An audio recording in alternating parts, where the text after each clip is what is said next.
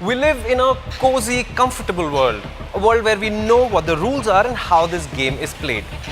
But while petrol is still my favorite fuel, the world outside is changing. That is the Ultraviolette F77. It's a motorcycle. It's a performance motorcycle. It's an electric performance motorcycle.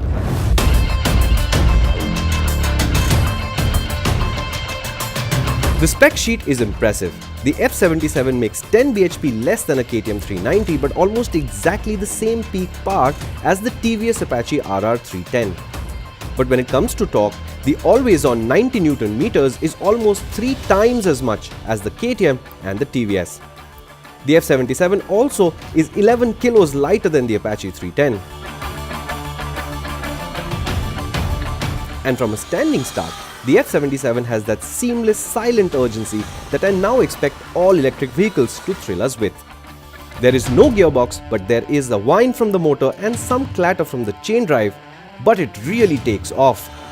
The thrust starts to taper as the speeds rise, and that's why the F77 can get to 60 km per hour in under 3 seconds, but needs 4 more seconds to hit 100 km per hour. The top speed is just under 150 km per hour, but I promise you it won't arrive quickly. For all that spec, the F77 felt more like a RTR 200 competitor than a 300cc class challenger that Ultraviolette promised us at the launch. But I believe that this is a fixable problem. There is a lot of software cleverness going on, and some of it alters the power output in response to things like the battery charge state or temperature.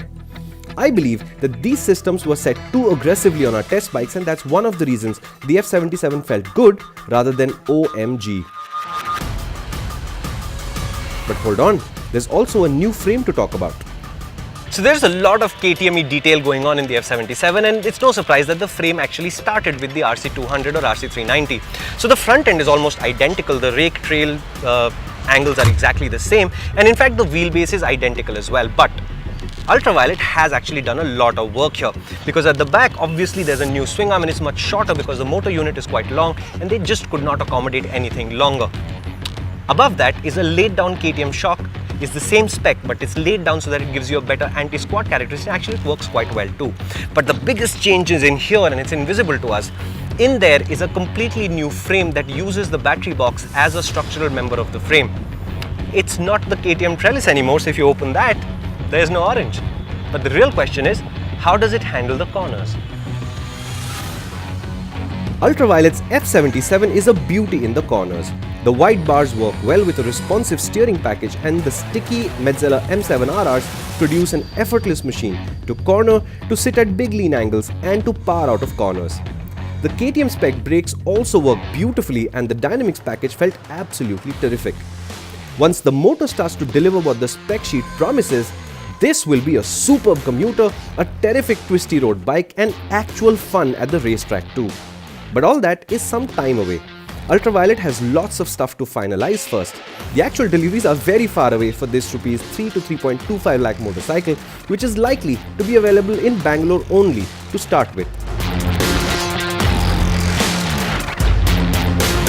Despite the rain that interrupted play, a few glitches along the way, and extremely limited riding time, the F77 is going to be something to watch out for.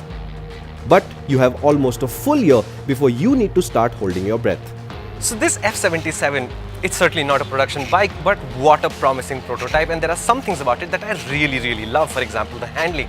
It is such a sweet, predictable handler. I'm sure you're going to have fun riding this. But there are other issues that need to be sorted out, like the powertrain. And remember, on electric bikes, a lot of your riding experience is controlled by software, and software can be updated. So the final form of the F77 can only be revealed when the bikes are being delivered to their customers. And even then there might be software updates.